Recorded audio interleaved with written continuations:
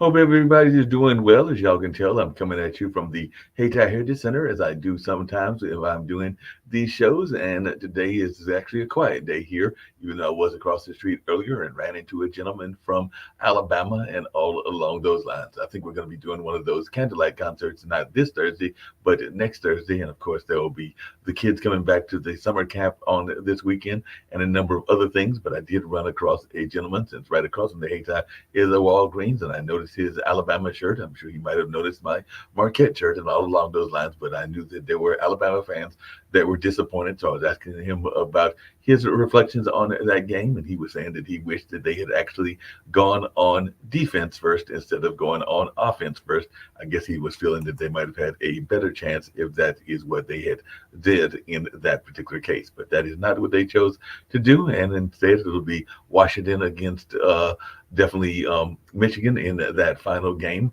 and all along those lines. So definitely that is the way that things went in that space. And he was also saying that the snap wasn't a great snap either. So there were a couple of plays that he wished it could have been done differently. And I'm sure there are some people that were not happy with certain play calls and maybe even certain refereeing calls, because I know there were a couple of basketball games that definitely had some controversial calls, and definitely some NFL games that had some controversial calls. I'm thinking about that one that involved, I believe it was Detroit and a number of other folks as well. So definitely it'll be interesting to see what happens in that world as we're getting ready to get into the height of the sports season. Because I know that I have been definitely following my alma mater, which is doing good, it's still in the top 10, if I'm remembering correctly. And all along those lines, that being Marquette under the leadership of Shaka Smart. And of course, there are a number of other folks that are paying attention to the football playoffs. My team has been way out of it. Both the team here in Carolina that couldn't buy a win this year. Now maybe Catherine Giovanni, who is one of the guests, and possibly we'll see if she's the only guest, if the other guest comes along as well. But I know she's based here in North Carolina. But yeah, our Panthers were having a hard time this year. I think they were able to get 2 wins. And my other team that I've been a long time fan of, the Minnesota Vikings, they are definitely right now they're on the outside looking in, and they need to win their last game and also have a whole lot of things fall correctly in order for them to slip into the playoffs. And it would literally be slipping into the playoffs, as they lost that game against Green Bay and lost it very handily.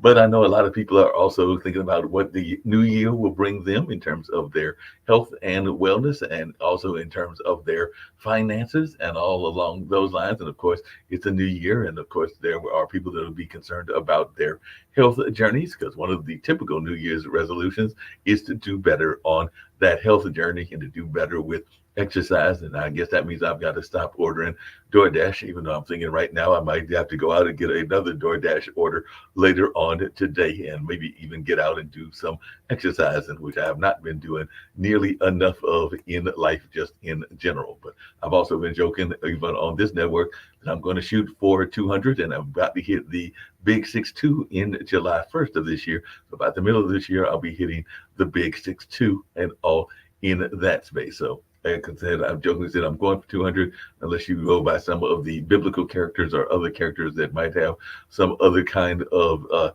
history, or maybe even perceived history, if they are from the fables and everything. Nobody has made it, and I doubt very seriously that I will make it either. But isn't part of the ultimate goal in order to achieve these things is belief and having a positive attitude? At least that's how I've always been taught, and all along those journeys. And sometimes you also have to learn that notion of forgiveness, which can be a very difficult thing, and all along those lines. And we're going to bring Kathy in, and she's going to share a little bit about what she's got going on in that space and a number of other things as well. So I'm definitely looking forward to this conversation, because one of my dear friends that I've been knowing for years is a breast cancer survivor. And I know that Catherine is a breast cancer survivor as well. So yeah, one of my friends in the music community has definitely been fighting that battle. I think she's been in remission for a number of years. That being my friend Sharon Allen, and I know others that have been fighting that for quite a while. But I'll bring Catherine in and learn more about what she's got going on,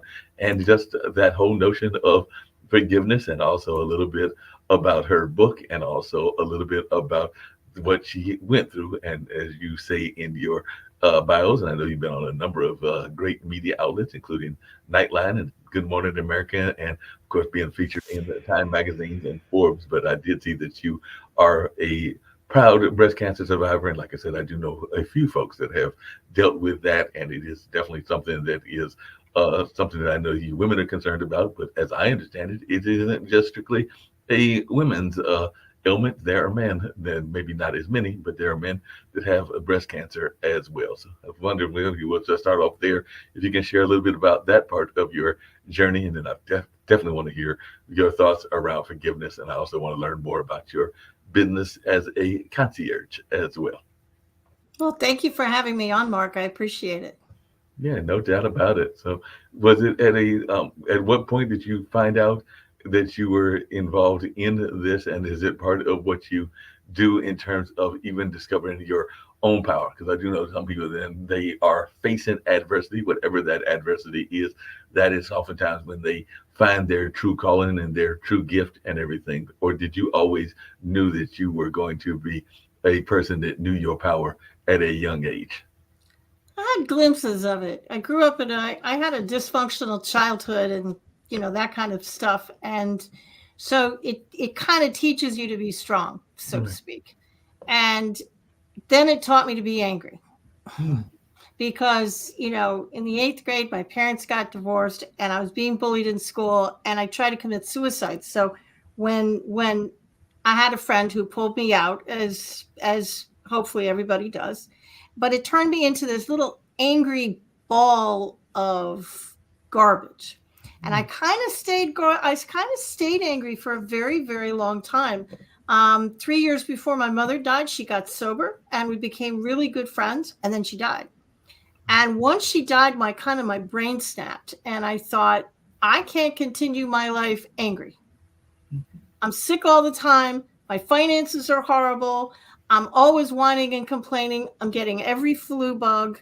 So I decided to change my life and I started to forgive people.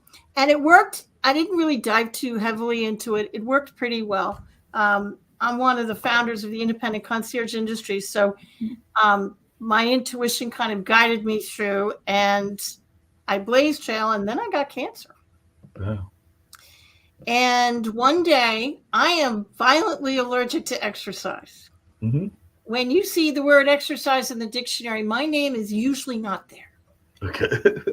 So it was very surprising when all of a sudden I had this gut feeling. We all get these gut feelings. I had this gut feeling that I needed to take up running,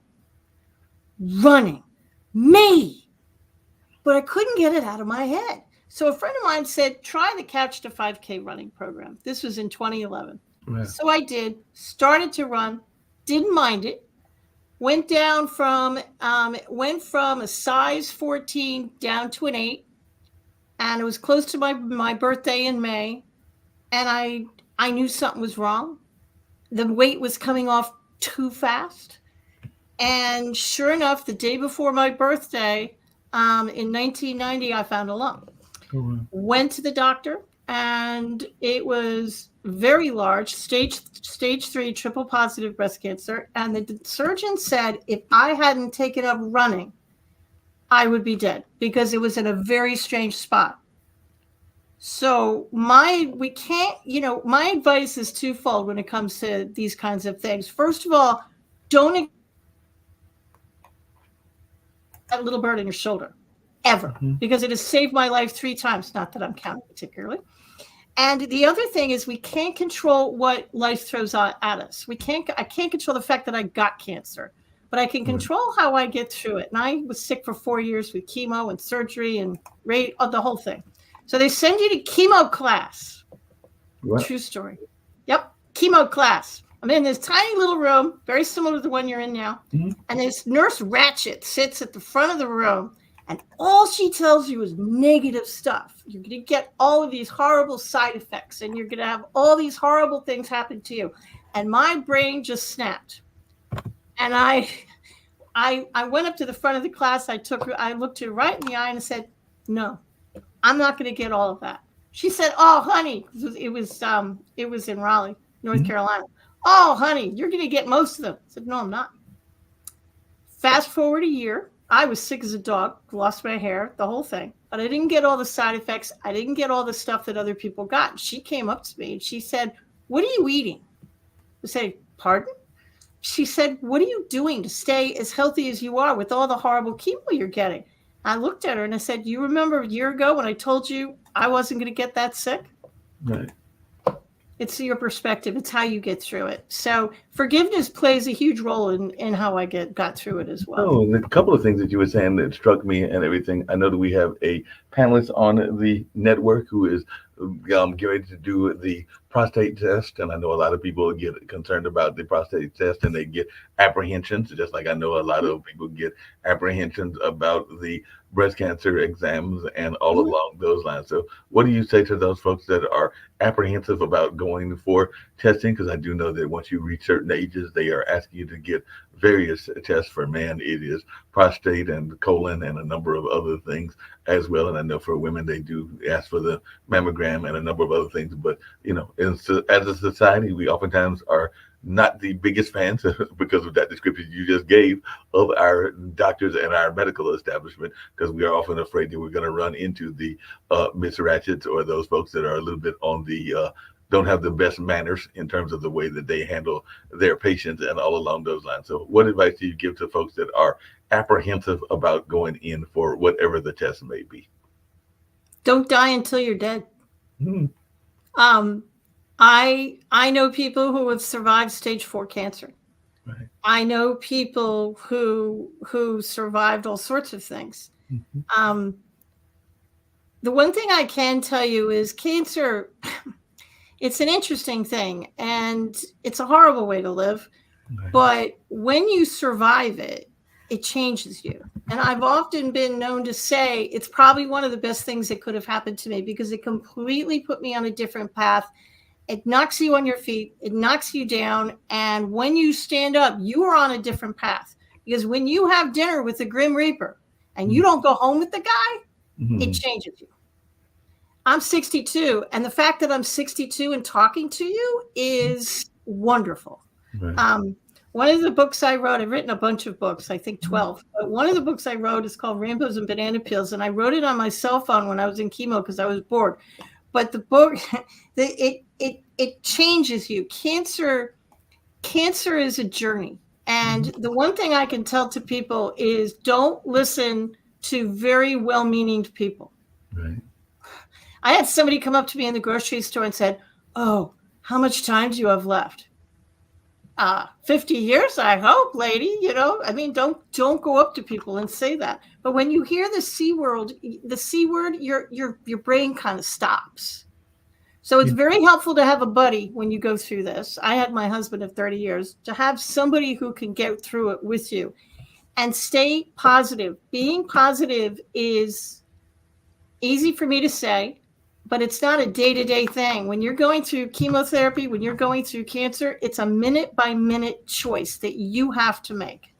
And don't, when your brain goes to the dark side, try and pull yourself back. That's how I got through it. I had to keep my brain positive, and I knew deep in my heart it wasn't going to kill me, and it didn't. Now, along those same lines, I think that even if you get what some people would consider a death sentence, that if you have a positive attitude or a positive outlook, that Yep. you can oftentimes live past what people are expecting you to. Because I do know that both me and my dad had a dear friend that was involved in the art community here in Durham, and they were diagnosed with a terminal illness, and they have definitely passed on. But they Yep. they lived their life past that deadline that the terminal illness was supposed to give them. Because I think they were told that they had like maybe a month or two to live and everything. And I want to say that they lived at least a few years past that terminal diagnosis. And I want to say that part of the reason that Michelle was able to get past that is that she had a very positive outlook, and she also had Yep. somebody in her family, because I think that she had been remarried, so she had a husband that was very supportive as well. So just wondering, how important is it for you to have that support system? Because one of our founders here on the network, they recently lost, on that being Kim Calhoun, their husband, I think about a year or two ago, and all along those lines. But that was the love of her life, and definitely somebody that she knew at a very young age. I want to say as far back as their high school days, if not their college days. But definitely you can see that even when she talks about that ex, she still has that very positive viewpoint of their relationship and everything. So how important is that support network to have, particularly among your significant other and maybe even kids and others? To have my husband and two sons support me is really what got me through. But to play devil's advocate, I had a bunch of jackrabbits in my life. I had really, really, really close friends who took off when I said I had breast cancer, and I've never heard from them again. Well, They're just gone. I had family, I had friends, I had a bunch of people scattered like jackrabbits. But I had my husband and my sons. My husband has come to every surgery, every doctor's appointment, and he still comes with me all the time. He came to absolutely everything for what am I, 12 years cancer free, something like that. So yeah, it's very important to have somebody that you can rely on, but don't get too upset when the jackrabbits leave, because not everybody can take a diagnosis like this, and they're leaving because I wondered if they thought I was contagious. I really did. But I think they look at you and say, well, she can get it, so can I. And they run because they can't handle it. So just let them go. They weren't meant to be in your life. Forgive them and let them go.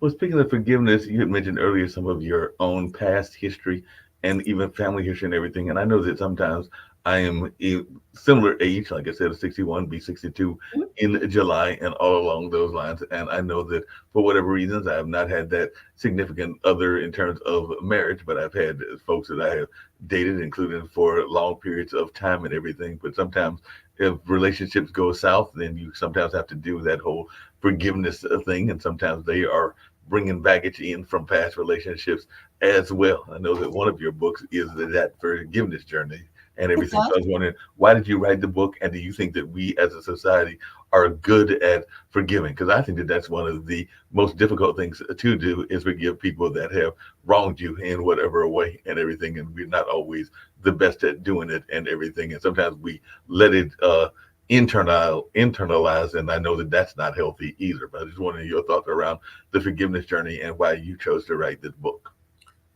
We are all taught that we're supposed to forgive, but nobody teaches you how.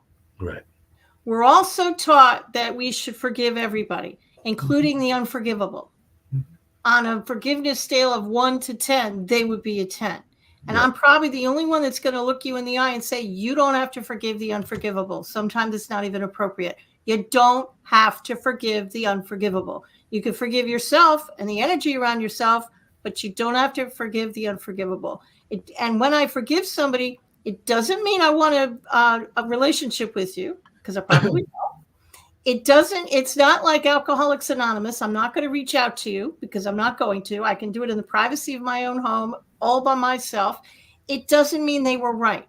It means that I want you out of my head. I want to stop thinking about you, and I want to do something else. So let's say this is anger. It's a really good visual. It's the only way I can explain it to people. And then I'll answer how I got into this. But this is anger. When you first get angry at somebody, I can hold it off to the side really easy. I'm still conducting my life. I can still see Mark. I can see other people coming in. Easy peasy. But I'm going to continue to hold it, and I'm going to continue to get angry, and I'm going to continue to put more anger inside this glass. So eventually my arm's going to start to hurt, and it's going to slowly come in front of me. I can still kind of see over the glass, but I'm still holding it, and I'm still getting angry because I'm not forgiving anybody. So now my arm hurts. So now I'm using both hands. So now my hands are kind of tied. So now I can't do anything. I literally can't conduct my life. And if I keep holding on to it, now I'm not going to see the significant other. I'm not going to see my dream job. I'm not going to see anything. So forgiveness literally gets people out of your head so you can put down that glass and you can conduct your life. When you forgive people, it'll increase your finances. It will increase your health. It has a bunch of benefits. But do me a favor. Start with the easy ones first. Get a list of 10 people, a list of, people you need to forgive. Start with the people you label number 1. The grocery cart rage. That person who cut you off at the grocery store and you got really mad. Start with them. or the person in high school who stained your sweater, something like that. Easy ones, and save those number 10s for last. Now, what are some of the unforgivables? Because I know that sometimes one of the things that happens in the forgiveness journey is, I guess, the hardest person to forgive is yourself and everything. Because I know that there have been relationships that I've been in, and in hindsight, they were probably toxic relationships, and I probably should have forgiven myself in the first place for just getting involved in them. They might have been people that were bipolar or had other things going on in their Sure. life. And so, what do you consider in some of the things that are unforgivable, and all along those lines? I'm imagining that there are certain deadly sins, if you go the religious route, that are probably unforgivable. But I was just wondering, what are Okay. we thinking in the relationship standpoint that are unforgivable? It's a personal thing.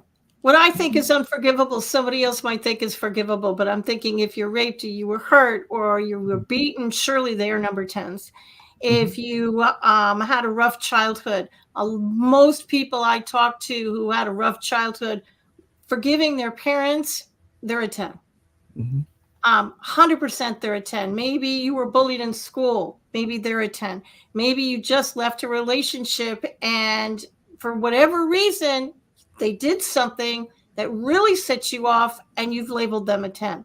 That's fine. Forgiveness is an onion. And some of those 10s, you might have to do some mental gymnastics. You might be able to get them down to an 8, and then maybe eventually down to a forgivable level. And some of them you won't be able to.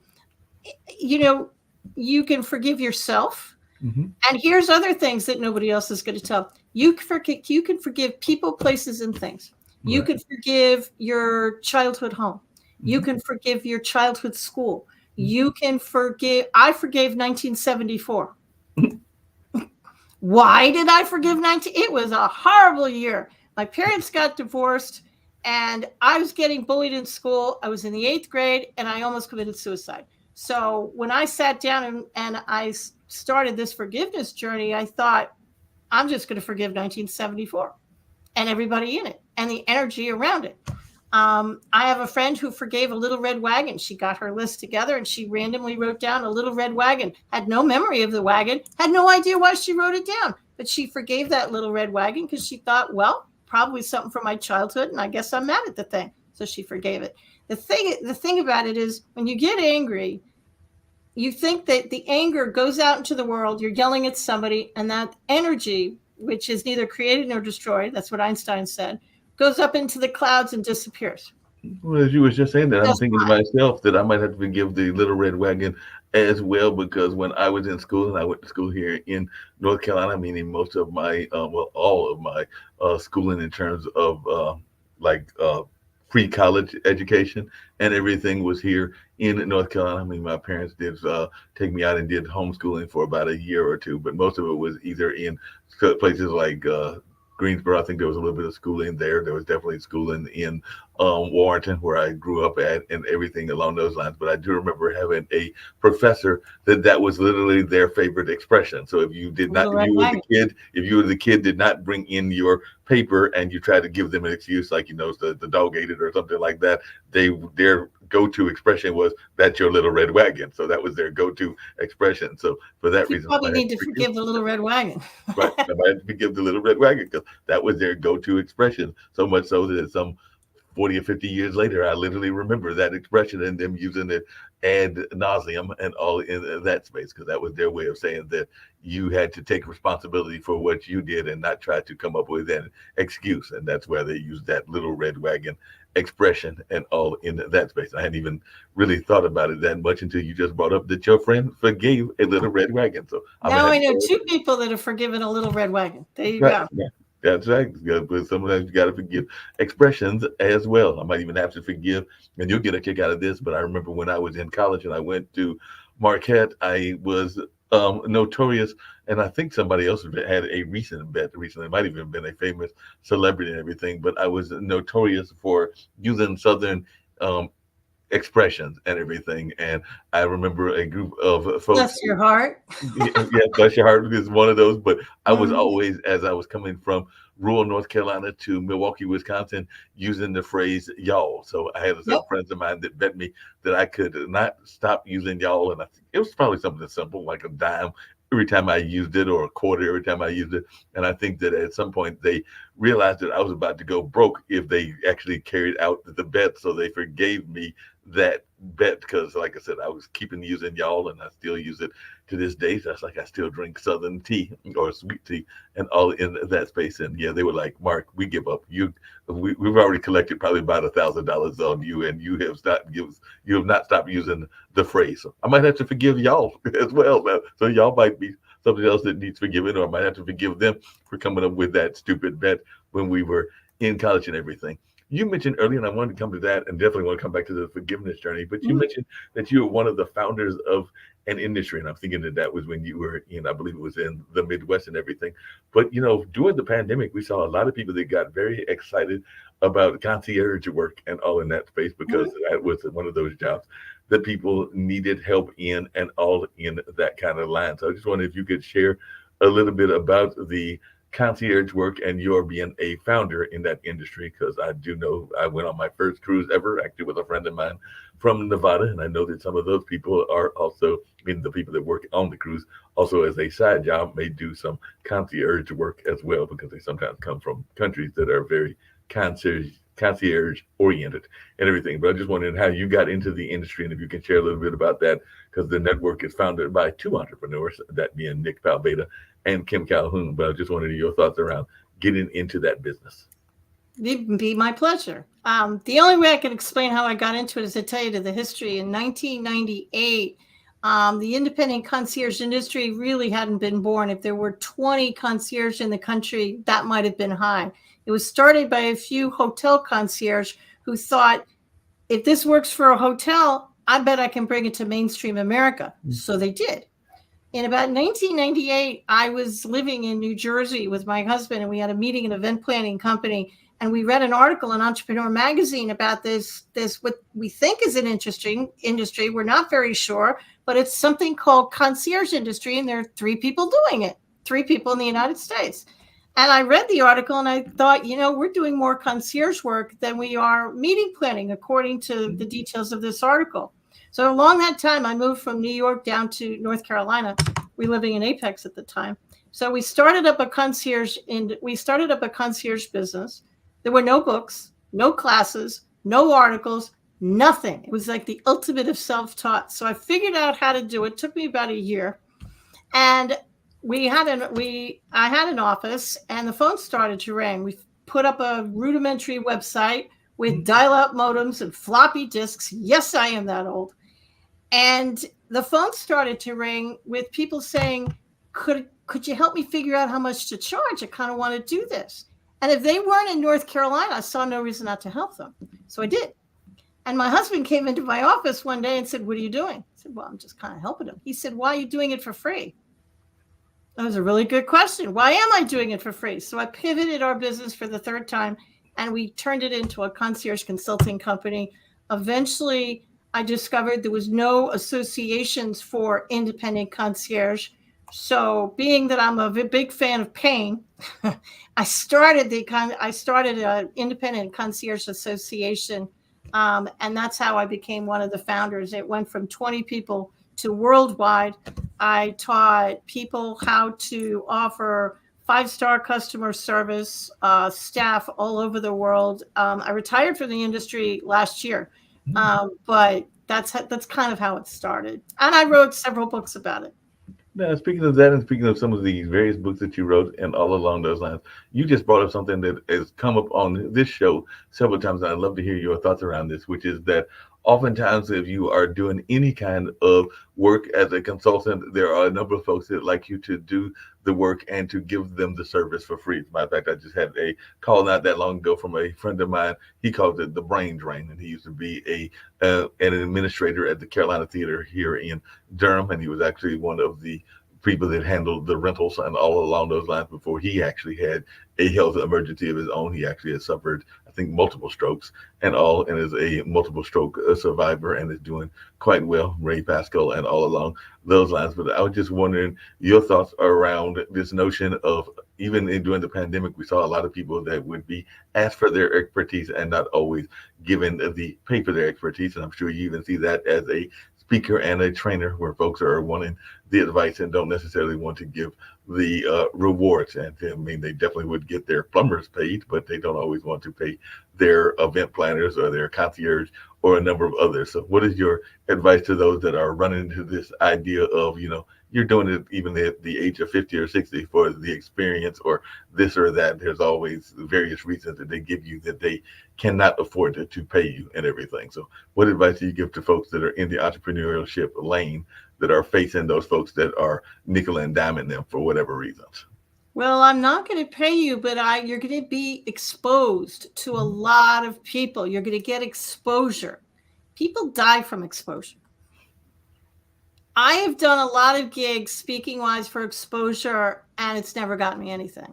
So I am a big fan of getting paid for work. If I do something for free, especially in the concierge industry, free isn't going to put food on the table for me. Free isn't going to pay my mortgage. Free isn't going to get me anything. And I understand that you want me to do it for free, and you think I should do it for free because you could run errands yourself for free, but that's just going to cause me to die because I can't do it for free because I have bills to pay. So when people say, oh, Catherine, you'll get a lot of exposure, I appreciate that, but I need you to pay expenses and a stipend because that's not going to pay my bills. So I'm actually not a fan of doing things for free. When you're first starting out, you want the business, you want to do things, you want the exposure. I get that. So do it for a month or two. As long as you have money in the bank and you can feed yourself, okay, do it for a month or two.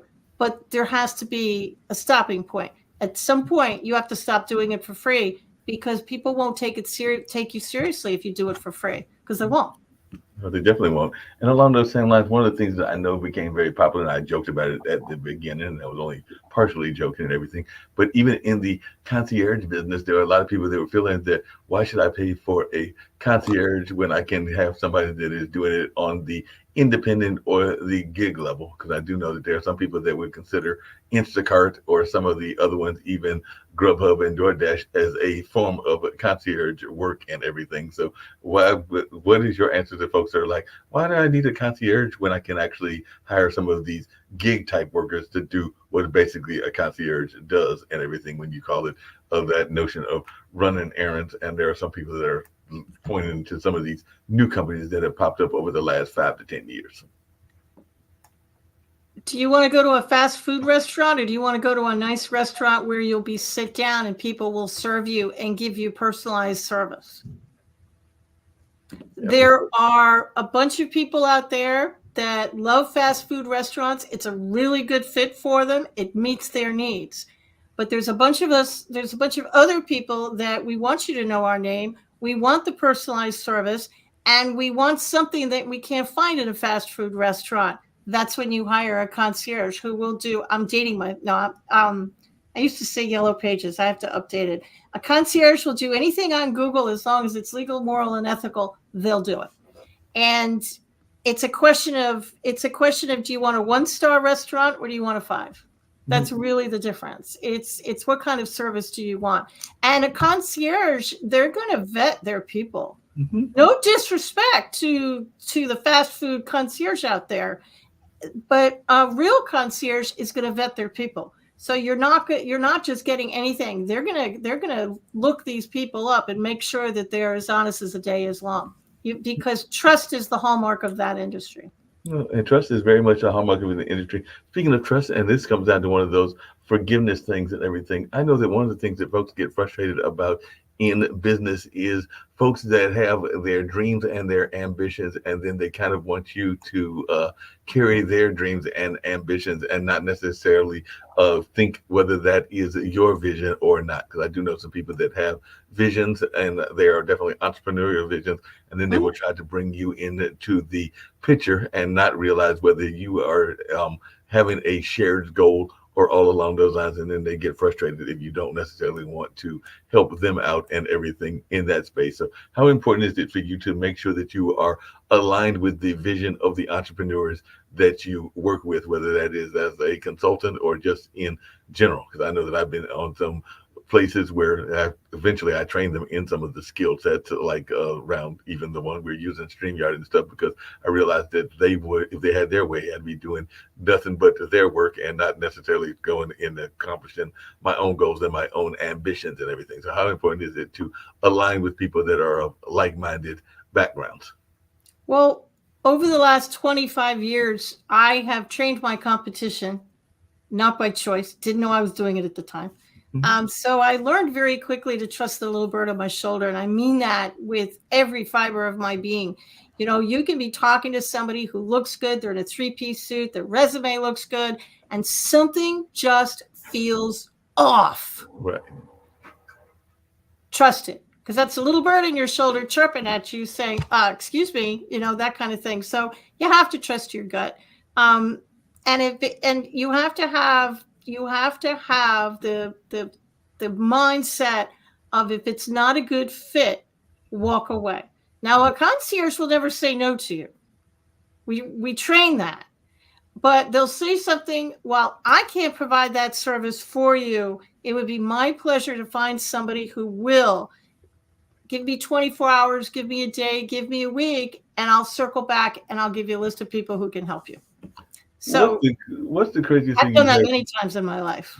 I got that. What's the craziest thing that you've had somebody request? Because I used to be, and you know, riders are very much a part of the contracts if you're involved in the entertainment world, and I've been involved in that for a number of years. Definitely have worked with the Bull Durham Blues Festival, which is on hiatus and maybe even permanent hiatus, and all along those lines. I've definitely worked with Centerfest and a number of other festivals, including the Eno and others here in this area, and even a few outside of the North Carolina area, and all in that space. Not a lot, but a few that I've at least had some dealings with, and all in that space. But I do know that sometimes people can ask for some unusual requests. I want to say that there was one of the times that I can remember was there was a popular R&B group that wanted to know where the closest dance club is, and I'm not talking about regular dancing, I'm talking about like adult dancing and all along those lines. And one of my friends actually chose to take them there, even though if I had my way, they would not have made it to that particular location, because I thought that could create some jeopardy to their career and just into life in general and everything. But unfortunately, I had a friend that was less scrupulous than that in my mind and everything. And then I also had somebody that, I think that was with the Blues Festival, wanted a particular cigar brand that I don't think we have that much of here in the area, and it was difficult to find it, but we did find somebody that found that brand and everything. So I was just wondering, what are some of the more unusual requests that you have seen as a concierge? In my website, in my blog, is a blog entry that's the 18 craziest concierge stories I've ever been across, and it's also in one of my books, The Concierge Manual. But once upon a time, long time ago, there was a concierge who was asked to do a party in Egypt, and they needed to find a dozen albino peacocks. Who knew that such a thing exists? But apparently they do. And so they had to find an albino peacock. They found an albino peacock farm somewhere in Europe, had to fly the peacocks from the farm to the party that was in one of the pyramids of Egypt, because of course it was.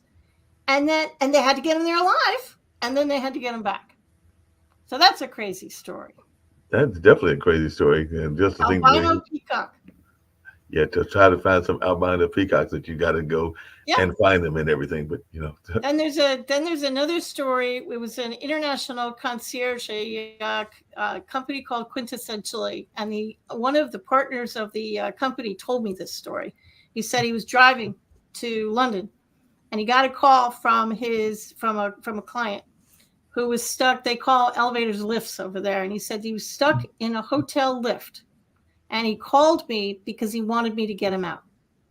Okay, call me crazy. If I'm in a hotel, I'm not going to call my concierge. I'm probably going to call the hotel front desk and say, I'm in your elevator. But this shows you how addicted people get to their concierge. And that's what you want. You want them to have you on speed dial.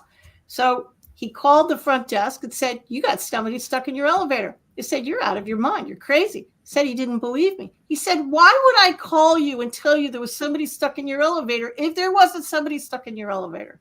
and everything worked out fine. But concierge are asked to do very, very crazy things. I had a friend in Philadelphia who got hired to take a gentleman's 90-something-year-old mom's dresses to the dry cleaner every week. Sounds benign. Yeah, it sounds fine, right? Well, the only way you can tell because when she took off her dress, she'd put it back up in the closet with all the other ones. So the only way she could figure out whether the dress was clean or dirty was to, wait for it, sniff it. And I looked at her and I said, please tell me you don't provide dress sniffing services. And she said, well, you got to do what you got to do. You got to do what you got to do. The craziest story that ever happened to me personally is not a concierge story, but I got a call and I was busy one day, and I usually answer Catherine Giovanni, all professional, but I was busy that day. I was writing. So I just answered the phone and I said, GOL Group, can I help you? This was about 20 years ago. She said, I'd like to interview you for a book that I'm writing. I said, okay, what's the book about? She said, well, I'm writing a book on how to start a concierge business, and my goal is to blow Catherine Giovanni's book out of the water. Wait a minute. So she called you in order to write a book that was going to actually usurp your book or do better than your book and everything? Did you know who she didn't know she was talking to me? To this day, I don't know how she got my number and how she didn't realize she was talking to me, because I didn't identify myself because I was busy. So I'm from New York. And, for a split second, you think to yourself, I could have some fun with this and I could play this out a little bit. But because I'm a concierge and I am who I am, I immediately said, it'd be my pleasure to grant you an interview. But sadly, you're speaking to Catherine Giovanni. Click. She hung up that phone so fast. We didn't have cell phones back then. We actually had real phones. You could actually hear it slamming into the cradle. And I looked for that book for about a year, and surprisingly, it never came out. It never I'm came out. not exactly shocked by that. That was the craziest thing that ever happened to me in my business career.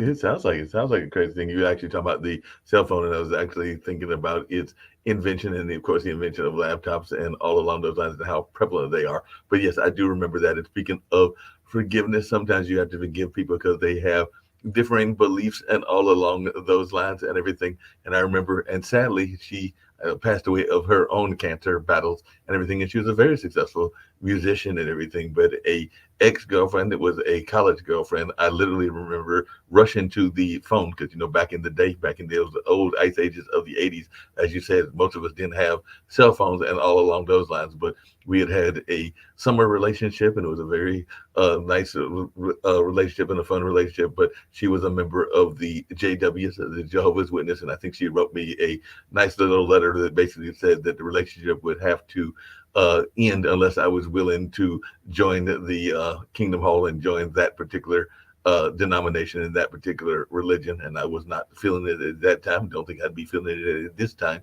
either and everything. So I just remember rushing downstairs to the common phone to basically call this young lady and basically be like, okay, that was fun, but no, that's not happening. So I'm not joining that particular church. So this relationship is ending and all in that space. So that was lots of love moving on, right?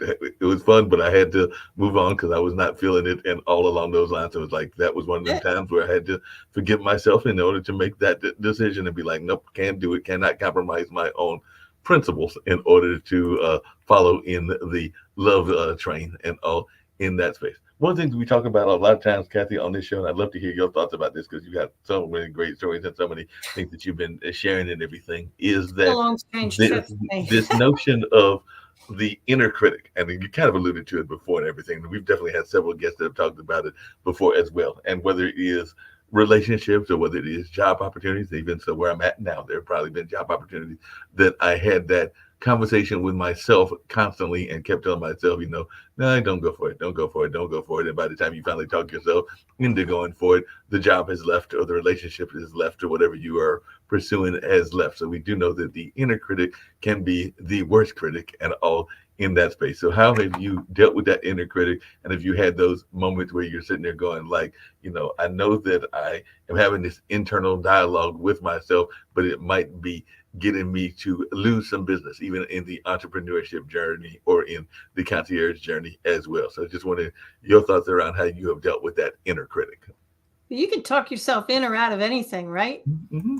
And you can drive yourself crazy. Should I go in this direction? Should I not go in this direction? Everybody's telling me I should take my business in this direction, and I should market, and I need business cards, and I need to be on social media, and I'm going to be on Facebook and LinkedIn and Instagram and X or Twitter or whatever they call it today. I'm going to do slow down.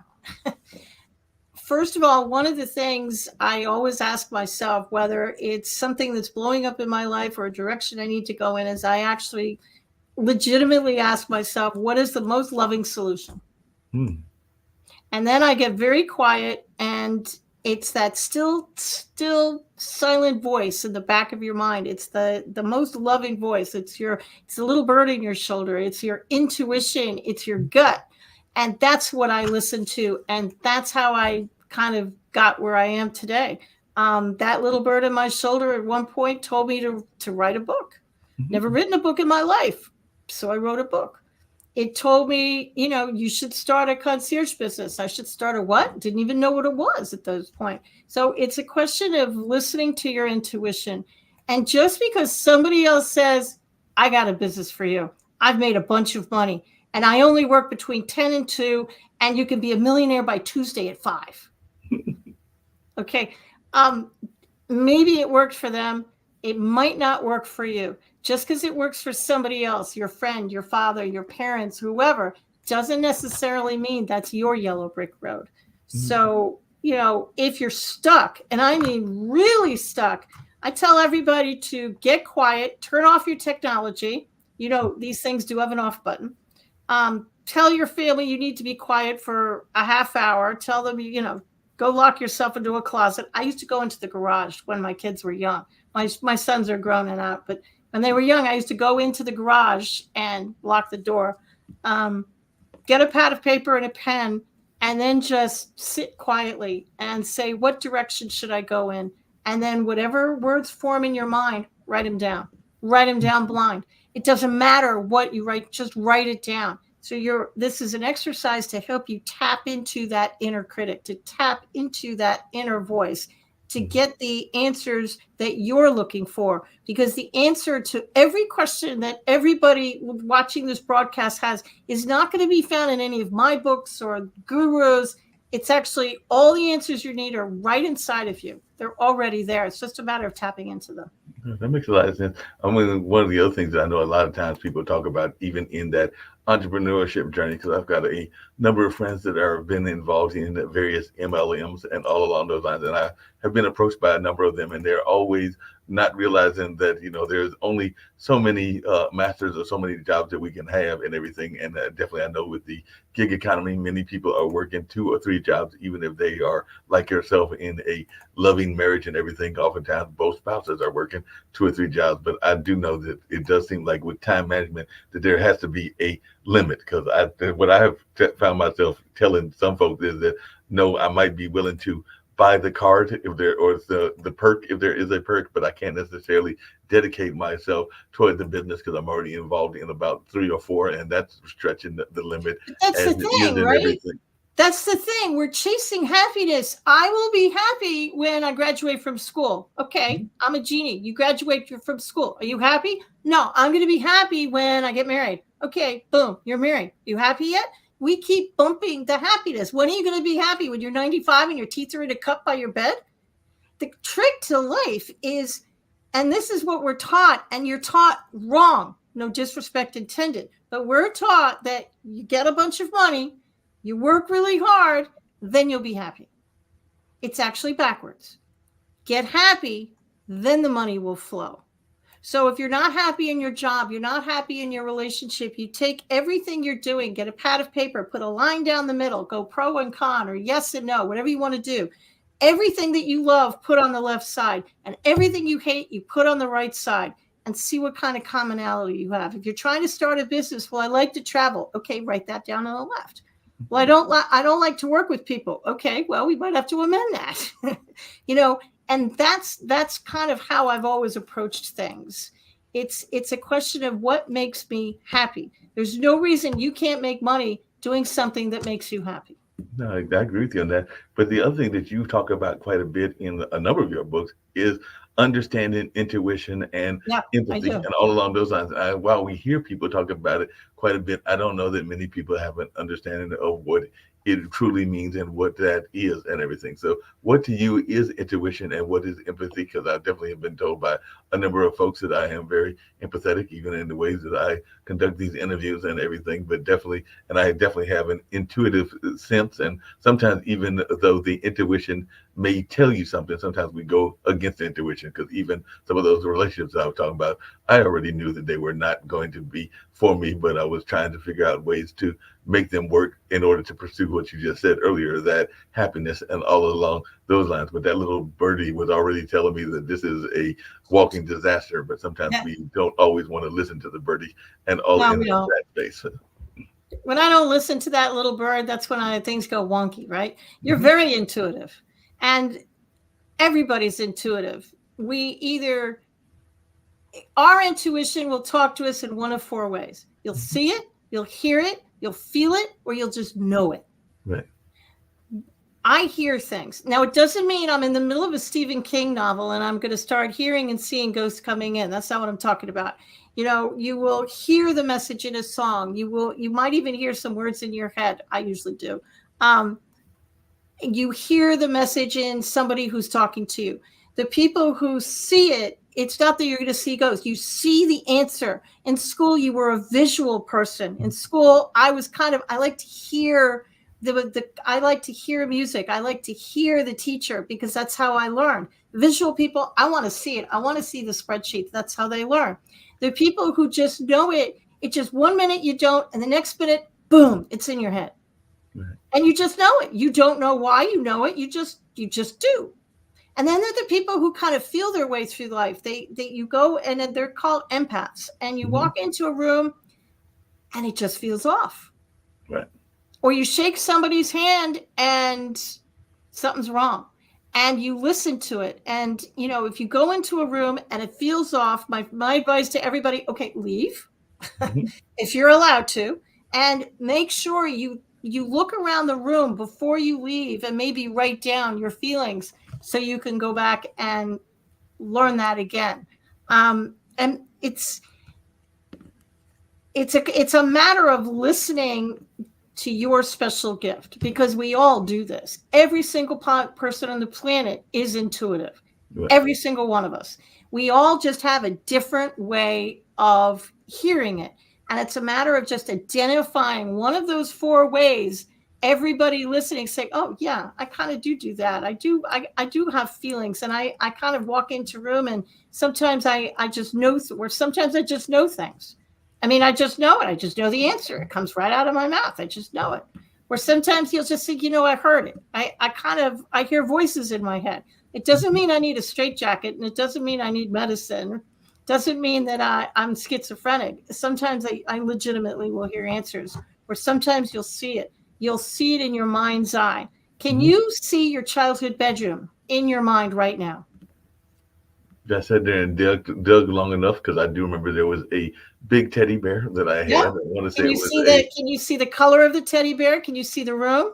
I can see some of that, because I remember one of the teddy bears was like a brown, I want to say it was like a dog-like figure, and it had big fluffy ears and all in that space. I do remember that was there. And I want to say that there was one of the rooms in the childhood had a bunk bed, and part of the reason of knowing that is because it was literally, remember, and it's a sad memory, but falling out of that bunk bed and literally landing on the floor, thumping myself on the floor, dusting myself off, realizing that I was all right, looked up at the bunk bed, and it was like, no, I'm not going back up there. So I ended up sleeping on that particular day, I think, on the floor, because I was not going to climb back up to possibly roll back over and hit that floor one more time.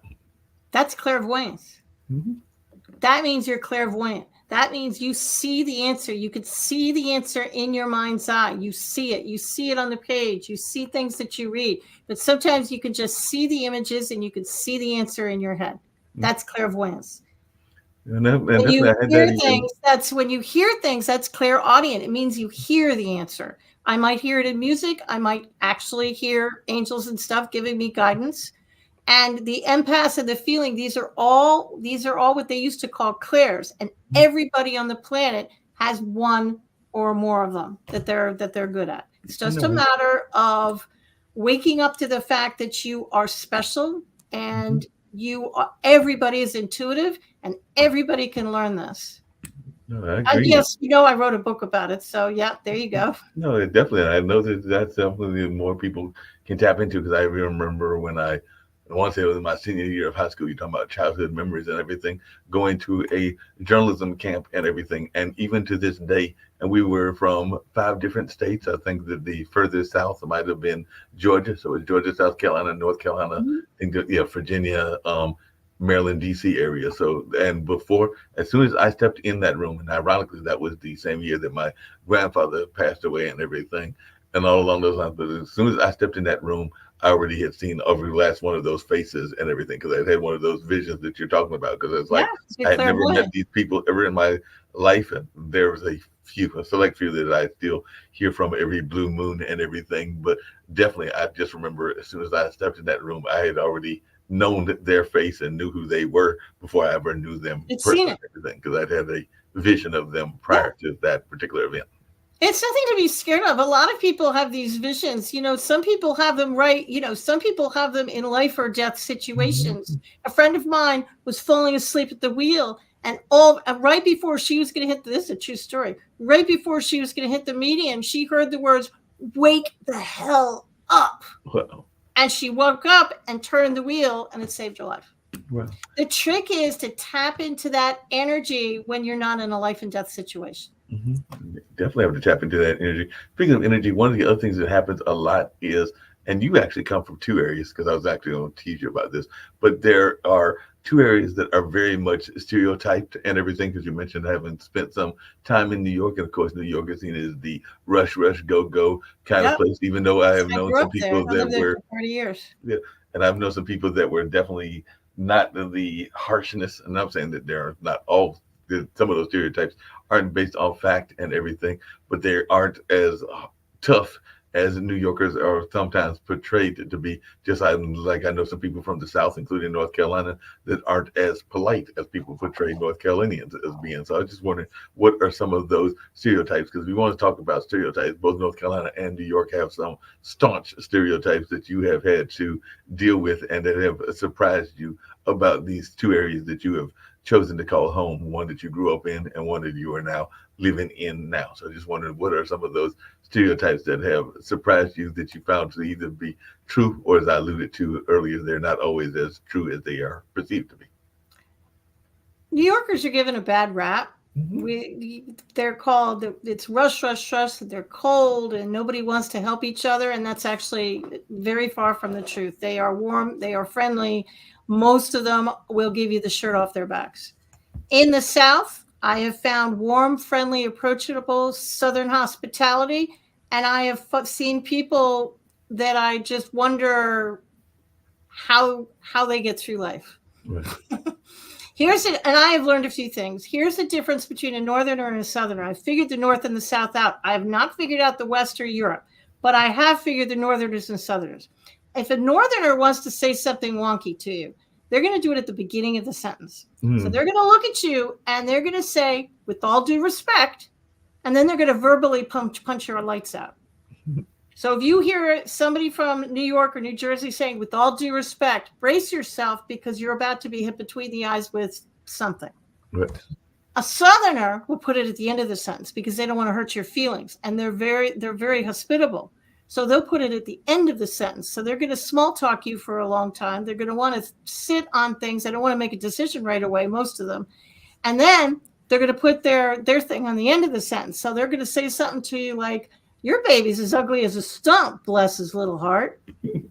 So if you hear a "bless your heart," try really hard to think about what was at the beginning of that sentence. Right.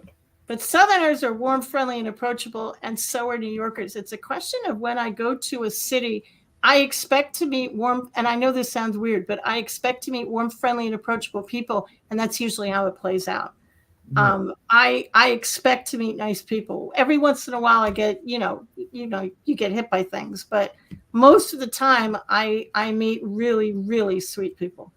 Speaking of getting hit by things and everything, you had talked about it earlier in one of the shows that we do every Sunday. I actually do it with, well, they are the host of it, Stephanie Hockenhall, who was in Kansas, and her son, Gene Francis, if I'm remembering Gene Williams, if I'm remembering his name correctly and everything. But it's a show around bullying called Where Is the Love? And all along those lines. Yeah. But definitely that being said and everything, one of the things that I know that you talk about in some of your talks is this notion of forgiveness and whether you have to forgive the person face to face. And I do know that in their case, they have been bullied in relationships, they've been bullied in workplaces, they've been bullied in a number of varying environments. They were even talking about how bullying can happen in the church. And I do know that that is for real as well. So I was just wondering, is that something that folks should try to forgive people if they're going to forgive them face to face? And do you have to tell folks why you are forgiving them and all along those lines? Or can you just do it in the quiet of your own home and let them not even know whether you've forgiven them or not? Or is it better to do it in a public landscape? The way I approach forgiveness, especially in the book, is this is not Alcoholics Anonymous, so you don't have to reach out to people. You don't have to talk to them. You don't have to call them. Forgiveness is very personal and very selfish. You do it for you. You don't do it for them. It doesn't mean they were right. And just because I forgive you doesn't mean I want a relationship with you. I probably don't. I probably don't even want to talk to you. You do it in the privacy of your own home. You don't have to tell anybody you're doing it. You don't have to reach out to them. It's something you do for you because you want to get them out of your head. You want to stop thinking about this so you can look at the opportunities in the world and the universe can start flowing stuff to you. You want to get this stuff out of your head and out of your energy field. Because when you get angry, it kind of sticks around in your energy field. So if you get angry enough over enough years and you don't forgive people, you're kind of walking around in a gray cloud. So forgiving people, as if you believe Einstein, it's going to change that energy from dark to light. Energy is neither created nor destroyed. It just turns into something else. And that's what you're doing with forgiveness. But it's personal. You don't have to tell a soul you're doing it. You can do it in the privacy of your own house. Nobody has to know. That sounds and great. You don't have to forgive the unforgivable because some things you just can't get there. And that's fine. Yeah, definitely. There's some things that you can't forgive, and then That's whatever fine. it is, you're unforgivable on your unforgivable list, and all along those lines. I've talked to a couple people, both on the network and even outside the network, in like just face-to-face conversations as well, that have talked about how they feel that despite the divisiveness that is going on in the country and what's going on in our political landscape and in our world landscape, that they actually feel, and these are even a number of people that consider themselves to be empaths or to be involved in what some people call light work, that we are actually heading toward a better time of the year and that there's about to be a shift and there's going to be a positive shift. And I was just wondering if that's something that you believe as well, and if so, do you think that 2024 will see that, and if so, when, how will it happen? Because I've heard a number of people that have said that all of this turbulence that we've had for the last several years, including the pandemic and including those various wars and a number of other things, is the prelude before a positive shift that is, they feel, is in the future of the, not just the United States, but the world in general. But I just wonder your take on that and whether you think that we are heading toward a positive shift. I agree. You know, the thing about life is you can't forgive something and clear it if you don't know it's there. Mm-hmm. So it's almost like the earth is bringing up all the horrible things. They've been there all along. We just didn't see it. But now we're seeing it. It's all coming up. And now that we can see it, you can fix it. Mm-hmm. And it looks like our world is getting worse. But what's really happening is it's actually a rebirth. And we're seeing all the horrible, yucky stuff come up. And hopefully our society all across the globe is going to have more loving, more compassionate way of looking, a more forgiving energy. And I agree with them. I think we're moving towards a completely different world that's going to be a lot better than this one. But we're not going to move to it until we get rid of all the horrible stuff. And you can't get rid of it if you don't know it's there. Yeah, that makes a lot of sense. You mentioned earlier having that loving husband of yours and definitely having the two kids and all along those lines. And I had alluded to it earlier, having a multitude of jobs in my own life and everything. But how do you deal with that work-life balance? Because that is something that I find a lot of entrepreneurs struggle with, and all along those lines. I just wondering, how do you deal with that work-life balance? Because I know earlier you had mentioned something that I know a lot of folks have a difficult time with, which is turning off of the devices. And so when I say devices, I'm not just talking about the computer, but sometimes you also got to turn off the TV. And like my nephews, if you got one of those Oculus sets, you sometimes might have to turn that off as well. But how do you deal with that work-life balance and all in that space? We figured that out years ago, actually. We both wanted to stay home with the kids, and I like to work. So we pulled our operation and our company into our house. So I've been working out of my home since 1995. And back in those days, nobody worked out of their home. You jumped through hoops of fire to prevent people from heat, knowing you worked out of your home. You'd say things like, "Oh, I'm going to be in your area anyways. Why don't I drop by your office?" I wasn't going to be in their area. I just didn't want them to come to my house. So now everybody works from home, but working from home allowed me to, I have my own company. So it allowed me to have my own hours and be there for soccer and football and baseball and all those things. And because I was training concierge, I know concierge all over the globe, so I could get the assistance that I needed when I needed it. Yeah, that makes a lot of sense. You're talking about that, and I was also going to bring up something you brought up earlier as well, which is this notion of running, and how if there was an exercise or a picture of the anti-runner, it probably would have been you and everything. And ironically, my brother was one of those as well. I don't know that he was all that active in exercise and all in that space, but he did try to do some of those mud races or whatever they call them, but Yeah. those endurance races. And My brother-in-law did that. yeah, Yeah. I think that after he failed two or three times, that was society or the Mother Nature telling him that he didn't need to try anymore. So he gave up on those, because I think the first one he did, he literally once he broke his leg or broke a femur or something like that, almost as soon as the race started. They're And then, really hard, those races. I won't do one of those. My brother-in-law used to do stuff like that, and they're hard. yeah, they're very hard. And like I said, I think Mother Nature was telling him not to run in those, because I think it was the second or maybe it was the third one. And I don't think he's attempted it since. He's got some other hobbies like riding those Polaris slingshots, and definitely using those to do other things that are very much his way of relieving and exercising kind of like whatever tensions are and everything. So what are some of the things that you do? Because I know that I sometimes will do puzzle games and everything in order to alleviate whatever stress may be going on in life. But what is your go-to activity to alleviate stress, whether it is stress from work or stress from family or just stress in general? Because I know that I have used to play Word with friends, and now I'm doing one of those puzzles that has to do with shapes and trying to get the keys that then solve one of those kind of like detective mysteries, or kind of like a logic puzzle. Matter of fact, I think that's the name of the game, is logic puzzle or something like that. But yeah, I've been finding those. But what is your go-to way of relieving stress? Music and walking. I'm a big fan of music. In fact, the only way I can write is if I'm listening to very loud music. It used to drive my parents crazy, but it's the only way I can actually focus. And I'm a big fan of walking. So if I'm really stressed out, I usually peace out and I'll go take a walk just to clear my head. And I do have on my phone, we all have games and puzzles and stuff that we use, we all do that. But I'm a big fan of walking, and I'm a big fan of music. It's just the music, it kind of clears my head.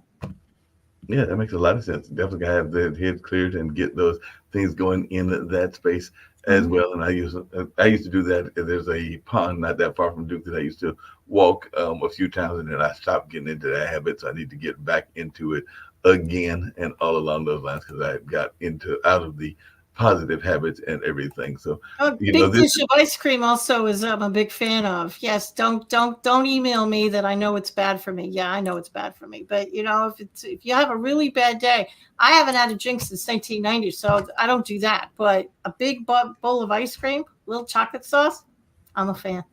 It sounds like you're a good fan of that and everything.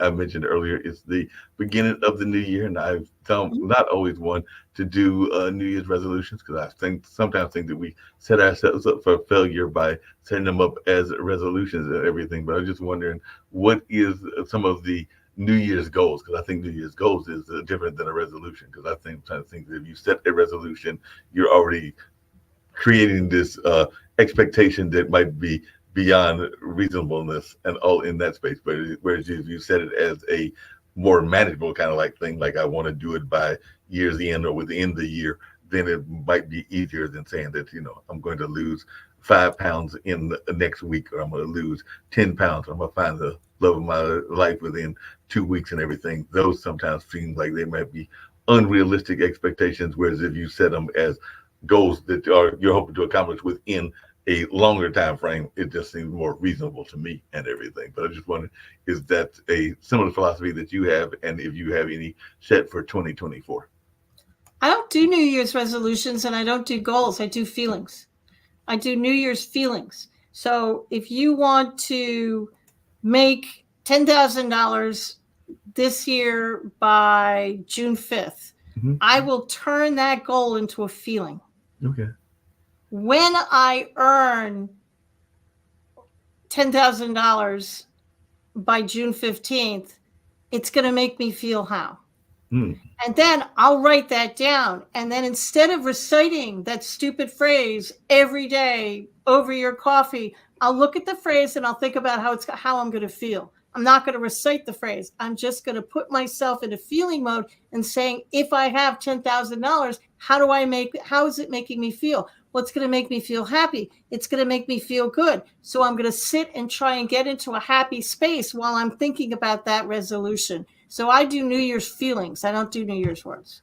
New Year's feelings sounds like a great way to do things along those lines. I know a lot of people this past New Year's were rushing down as society has opened up again to go see the acorn drop, where I understand there was an egg that was dropped in Nashville, North Carolina, that is. And I think there was a pickle drop in Mount Olive. So I was wondering, is that what you and your husband did, or were y'all one of those folks that was doing either a watch service or doing the kind of like relaxing at home? Because I know I brought it in, literally watching, I think, our local affiliate and them showing the dropping of the acorn, and also calling mom, because I do think it is important to have that connection to family members as well, particularly if you have a loving family. And I know not everybody has the same kind of loving family that I had, and all in that space. But if you've got a good relationship, it's always good to stay in touch with them if you've got that loving relationship. Now, if you don't have the loving relationship, that's a whole nother matter and everything. But I was just wondering what y'all did for the New Year's, and how important do you think it is to be connected to one family, and also being connected to what some people call the ancestors? Well, usually we don't drink, so we usually stay home. Most of my family has passed, sadly, but we will call the family that's still alive on both sides. And we will certainly call our sons, but we usually stay home. Sometimes the sons will come home and be with us. More often than not, I'm asleep by 12:04.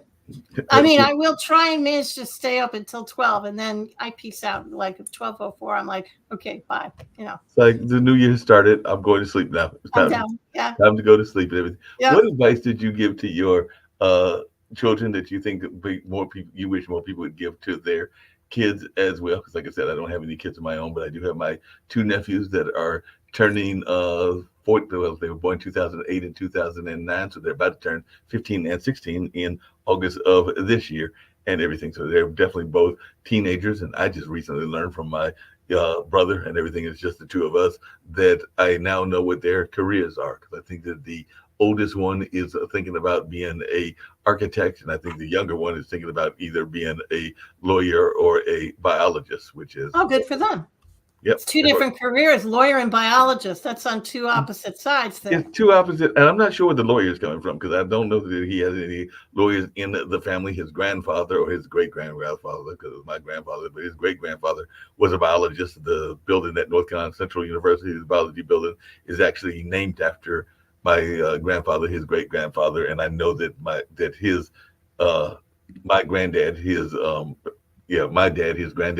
is also very much into science and biology, even though he's known more in this area as an artist and all in that space. And he had that happen as a second or maybe even a third career, because he was also an activist and was also involved in radio and a number of other things before becoming an artist over the last, I'd say, but him and Linda have been together for 25 years. So at least probably almost a quarter of a century, if not longer, that he's been doing the artwork. But he's definitely been an active artist for probably the last 10 or 15 and all in that way. But I was just wondering, you know, it's just interesting hearing their advice from other people. So what advice did you give to your kids and everything? Well, one thing we did is we had a family dinner. We sat down as a family and ate dinner almost every night. And I would ask the boys, what is the best question you asked today? Because I didn't want to say, what was your favorite lunch? What did you do? Nothing. I mean, you're trying to elicit something. And inevitably something would come out, and I would tell them, what is the most loving answer you can come up with? You know, if they were having a fight with something, well, what's the most loving way you can get out of this mess? Tell me that. And the other thing I tried to do is just let them be their authentic self. You know, I tried not to mold them into the image that I wanted them to be. I tried to allow them to be whoever it was they were going to be. And my oldest son is a federal law enforcement officer, works for Homeland Security up in Washington. And my other son is a video editor. So they turned out pretty well. It'd be nice if they gave me some grandkids at some point, but you know, we can't have everything. Well, like, and that could happen late because my brother actually gave my parents their only grandkids when they when he was in his late 30s, early 40s, because he is now in his mid 50s or about to be. I joke with him that this is the year that he will turn the speed limit. So he'll turn 55 in October and all along those lines. Good for him. So it was literally 39, and it was with his then wife, and now he's got a new fiance because that relationship, for whatever reason, did not work out and everything. But they are co-parenting and doing a good job of co-parenting. But definitely at 39 is when Malik gave them their kids and everything. So that would have mean that mom would have been around our age. She would have been in her 60s at the time that she got her first grandkid and everything along those lines. Because, like I said, I don't have any, and Malik was waiting as well. So, and Dad was probably in his mid 60s at that time and everything. So he was almost pushing, probably near, he's probably pushing near 65 at the time that he had his first grandchild. And I know some people that are in their 40s and 30s that even have grandkids because they had them very young and everything. So definitely it'll be interesting. But my mother used to reverse her age. So, you know, I'm 62. So she'd say, well, I'm, 26. Yeah. I always thought that was pretty funny. No, well, my mom actually had 88. She couldn't reverse it anymore. So there's that. My mom had something that was similar. My mom used to joke when she was, I want to say when she was in her 50s, and maybe when she was in her 60s, but I'm pretty sure when she was in her 50s that she was going to start counting backwards. So if that was the case, by now she would be in her 20s because she just recently turned 80. Well, last year she turned 81 and everything. So if she was going by that, 50 to 81 would be 31. So 50 minus 31, she'd be 19 now. So yeah, she's definitely. Here's some advice for anybody who's turning 30, 40, 50, 60, and you're all freaked out about it. What I used to do is 30 killed me, and then nothing ever bothered me because I figured it out. When I turned 39, I used to tell people, well, I'm going to be 40 next year. So technically I was telling people I was going to be 40 for 2 years in a row. So by the time I actually got to 40, I was used to saying it. And I've been doing that ever since. Hey, that sounds like when I turned 60, I'd say, well, I'll be 60 next year. So by the time I got there, it still kind of stuck on me, but I was more used to it than I would have been. So since this year will be 62, you're saying that I should tell everybody that I'll be turning 65 next year, so that by the time 65 actually gets here, then it will be less painful and everything. I only do that for decades, but you could do it for 65. Sure, you could. Absolutely. Because you do it for 2 years in a row, then it's not as painful. Okay, it'll sting still. Now, I'm not going to lie, but it won't be full-fledged pain. It won't be full-fledged pain. Did you ever regret not having a girl? Because I do know that there's some people that had all girls or all boys, and that they wish they had the opposite gender. And I know others that were like, no, I didn't want somebody that was the same gender as myself and everything. So I was just wondering, I'm grateful for what I got, to be honest. And I will get my girl eventually. Somebody else has raised her. They've put her through school. They did a brilliant job. They're going to wrap her in white and give her to me. So I'm a patient woman, and I will get her eventually. I just have to be patient. Just have to be patient and wait for them to find that other half, and you will get it in the sense of the daughter-in-law is what you're talking about. Some family's doing a bang-up job with her, and then they're going to give her to me. And I'll be And that. then that sounds like plans. I know a friend of mine that just recently happened, and she is not in, unlike you, she is not in a rush for them to give her a grandkid. But one of my dear friends from one of my jobs, not this particular job, but another job that is a testing company that I work for, meaning literary testing, measurement, ink, and everything. But yeah, her, I think it's her oldest son, because she's got two sons as well. And I think it was last year, the that son and his lady love got married, so she now has a daughter in that sense. But as I said, she's one of those folks that isn't rushing necessarily to get any grandkids. But I've got others that are the opposite. I've got a dear friend that is became a grandmother at a very early age. I want to say she was a grandmother in her early 40s and everything. And definitely she's now hitting the 50 milestone, and she's got multiple grandkids. And sometimes I think those grandkids are more of her precious love than even the kids were. She's had four kids and all in that space. And she was also in the service industry as well, because I want to say she has been trained as an esthetician, a car saleswoman, as well as a number of other fields as well. But yeah, she loves the dearly, I think, all of those grandkids. Because every time I'm looking on her Instagram or Facebook, it does seem like there's constant pictures of those young people and her being very much attached to them in one form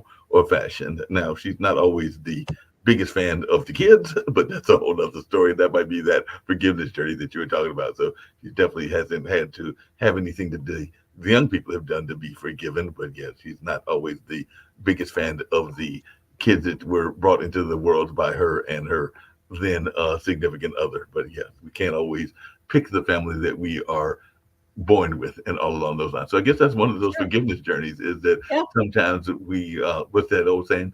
You can't pick the family that you are born into, and you can't Yep. always pick the family that is provided to you and everything, because sometimes they can aggravate us and all along those lines. And I know that even in my own life, sometimes if financial consequences come in, I am one to go to my parents, and particularly mom, just because I know that mom will probably say yes and all along those lines if you need some financial help. Not that I won't go to dad, but I just know mom is probably the go-to first answer, because she's probably going to be quicker to say yes and everything. So I'm sure that you even get that from your kids, even though they are doing quite well. You mentioned one is that Homeland Security and the other is a videographer, but I'm sure that there might be times that there are things that happen that they need some parental advice, or maybe even some parental guidance, or even some parental Once in a while. finances and everything. Once in a while. You know, we can't control what happens to us in life, but we can control how we get through it. We can control our perspective. And as adults, you're not who you were as a kid. And I Right. think that's what trips everybody up, because they still think of themselves as that kid who messed up all the time. And everybody said I wasn't going to amount to anything and all these horrible things. But that's not who you are anymore. And if somebody is looking at you through those rose colored glasses because they're family members and they see you as that 16-year-old who used to mess up, and you're not that person anymore, that's their problem, not yours. Um, Mhm. how people see you is their problem. How you see you, that you can control. So just knowing you are not that person anymore. And every day we wake up, it's our opportunity to reinvent ourselves. We don't have to wait for January 1st. Every day is a new opportunity to say, that's it. I've had it. I'm going to change. No, No but along those same fanfare, lines, no book, no, trumpets, just a quiet little, I'm done. yep. But along those same lines, there, because but when the pandemic first started, I actually need to reach back out to IPC, who is a well-known graphic artist in the sense of like cartoons and other kind of animation, and also a haiku champion, and is very active on Clubhouse and even some other platforms. I think he's on Instagram and a number of other things. But during the pandemic, he started a kind of like a cartoon oriented audio troupe that I was a part of, called the Funky Eye Puppets. And one of the things that he talked about was how we sometimes lose that childlike wonder and don't We necessarily do. want to tap into that childlike wonder as well. So that is, I hear what you're saying about definitely being responsible adults, but sometimes I think that we also, on the flip side of that, don't do a good enough job of allowing some of that childlike wonder and some of that childlike joy to stay into our life as well. But I just wanted your take on that, because that's something that I enjoy doing and might even get back involved in 2024 with playing these voices of different characters and all along those lines. I think mine was called Echo and all in that space. But I was just wondering your thoughts around childlike involvement, because as soon as we go to whatever we go to, whether it's the military, whether it's college or whatever, then all of a sudden it's all about being as adult as possible. And I think that we don't bring enough childlike enjoyment to anything from relationships to work to a number of other things. And I'm always an admirer of companies that allow play to be part of their environment. I think people don't know what fun is. Mm-hmm. I ask people all the time, what brings you joy? Right. And 9 out of 10 people cannot answer my question. Mm-hmm. What's fun for you? They just kind of look at me. I watched TV last night. I think going out and having fun and doing things that bring you joy is the key to life. Childlike wonder. If you love drawing as a child, go pick up a coloring book, Color by Numbers, an adult coloring book, and just start coloring. You know, when I was talking about rose-colored glasses, I was actually referring to how people see you and your family who want to put you in that box that you've always been. So you're not that person anymore. But if you're stuck in life and you're in a 9 to 5 and you just don't know what to do, try going out and having some fun. Mm-hmm. No, And I'm not talking about going to a movie or watching or binge watching a series on Netflix. I'm saying fun. Go roller skate. right. Okay, if you're 62, you won't roller skate because I'm scared I'll break my neck. But, go out and do something fun. Go ride a horse. Go ride a bike. Do something. Go play hopscotch. Something. Mm-hmm. Go have some fun. Laugh. Laugh with your friends. Crack jokes. That's the key to life. I mean, Ron and I used to go into chemotherapy, and we used to be, the younger viewers won't know who this is, but we used to be George and Gracie, who are a little comedy team. Right. And we used to just go in and make people laugh. Why? Because it's more fun than crying. No, I agree with you. And there's a show that we do regularly. Billy Graham does it, not the famous pastor or even members of his family and everything, but it is a motivational speaker out of Texas, African-American motivational speaker. And if you ever watch the show and see his commercial that opens the show, he is speaking at one of the African nations. I forget which one it is. It might be in Ghana or something like that. And one of the things that he brings up is, well, a couple things. He brings up the notion of he doesn't want to take all of these great ideas with him to the graveyard. And I definitely understand that and agree with him on that and along those lines. But the other thing that he says is that how can that we are told to break out of the box, but how can we break out of the box when there is really no box to break out of, and all along those lines. So that is one of his lines, is that there is no makes box. a lot of sense. Everybody, you can't put me in a box because there is no box. That's exactly what he says, is you can't put me in a box. I read a meme on Facebook just yesterday, said, if you're one of those people who think the glass is half full, Mm-hmm. go buy a smaller glass and pour the water into that glass. There you go. Now the glass is full. I thought it was an interesting perspective. That's a very interesting perspective, because if the glass is half full, go get a smaller glass and then it'll be a full glass and everything. There you go. It's a matter of perspective. Think outside the box. Okay, well, I don't have a box, so there's no box for me to think outside of, because I don't fit into anybody's box. Right. No, you definitely don't. Never did. Never did. And all along those, what advice would you give to folks, and we're getting ready to wind down shortly, that are thinking about writing a book? Because like you mentioned earlier, you have written about 12 of them and all along those lines. But what advice would you give for folks that are thinking about going into the notion of being an author and all along those lines? Because I've always been told that everybody has a book in them. Now, whether every book needs to be written, that's a whole nother question, and that's a whole nother story. But I have been told that everybody has a book within them and everything. But what advice would you give to folks that are thinking about writing a book? Just start writing. One of the mistakes that people make when they think about writing a book is they think, okay, I have to come up with the title. Then I have to write the chapter 1, chapter 2, chapter 3. And that's actually not true. I really did write one of my books in chemotherapy on my phone. And what I did is, when I thought of something, I'd write it down. So I didn't know if that was chapter 1. I didn't know if it was chapter 10. So just get on your computer and just start writing. Mm-hmm. And just start writing. If you're writing a memoir about your life, you don't have to start with your childhood. Start with whatever floats into your head. Once, 3, 6 months, a year goes on, and you have enough files on your computer, okay, now you can put them in order. Now you can say, okay, well, this one should be here, and that one should be here, and that's when you can find a title for the book. So just start writing. Don't put yourself in a box and pigeonhole. Just start writing. Yeah, that makes a lot of sense.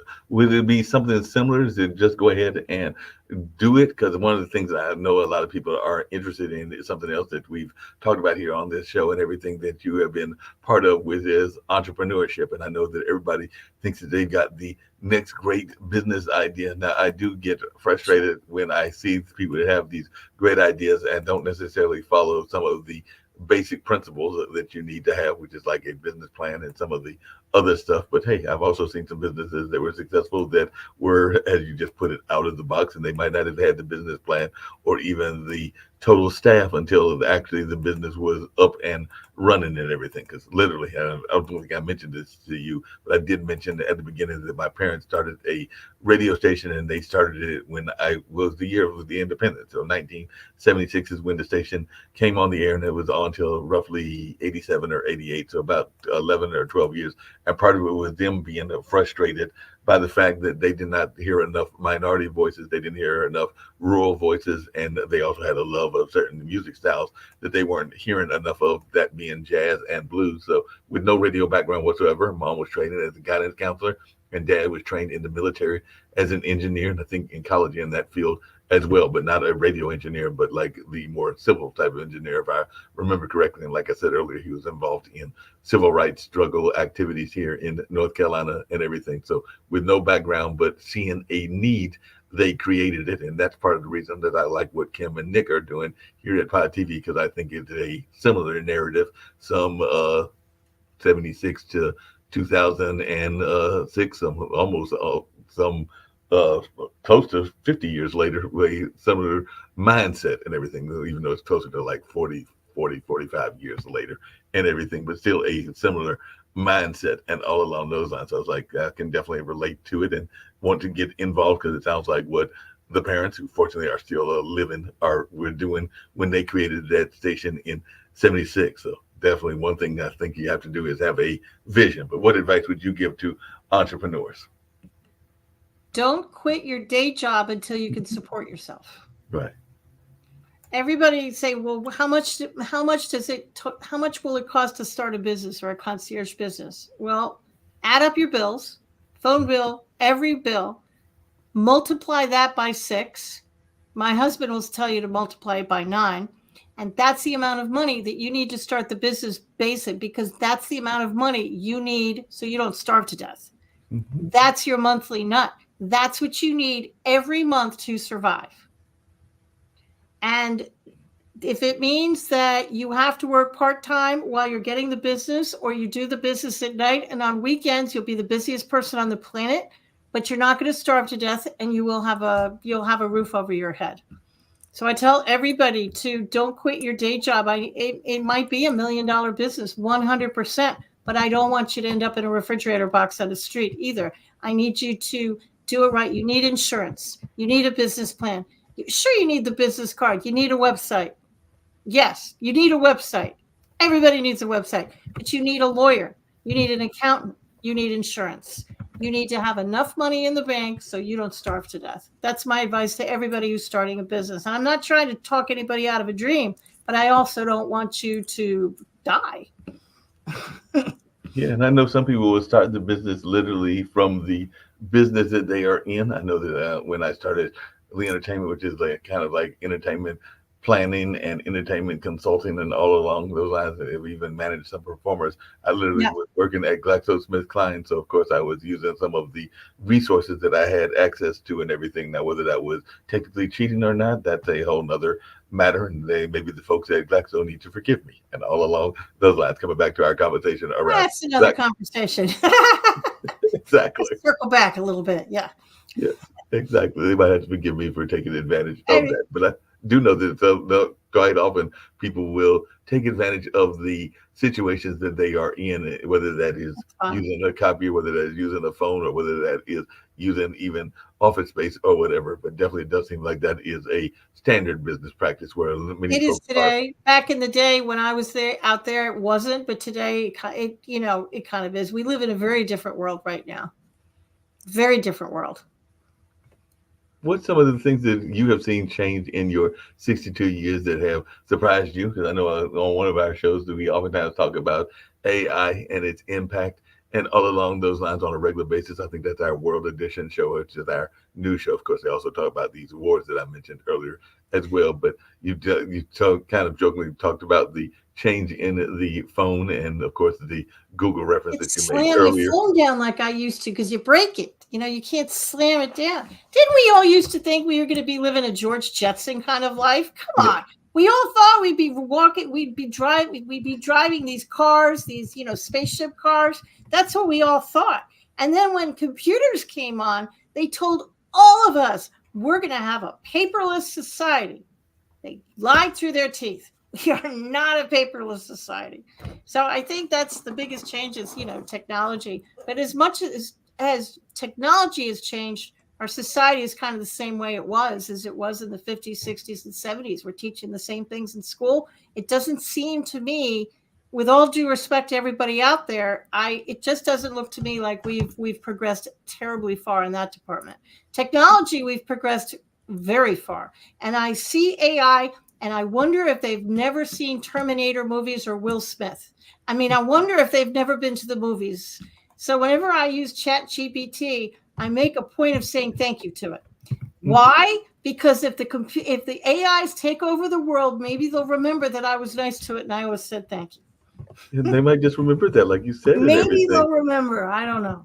Yeah, hopefully they'll remember that, because as you were just saying that, I was thinking about a couple of things. One, the network founders, part of the reason that they founded the network, as I alluded to earlier, was that they felt that there were things that should be taught in the school that weren't taught in the school. Because I know Nick Valveda talks about fiscal literacy and fiscal responsibility, and he wishes that would be taught in the school system, and he can't find any school system where it is really taught, or even entrepreneurship skills as well. So I think that both him and Kim would agree with what you're saying, that we need to do a better job in our teaching and everything. And at the same time, I know that I want to say here in North Carolina, there are school systems that are concerned about the use of technology. And I think that there's even some schools that are putting limitations on when the students can bring the cell phones into the campus. I agree with that, actually. And their students are using ChatGPT to write their papers, which is wrong. So that's something that they're going to have to figure out. So kids can't do that.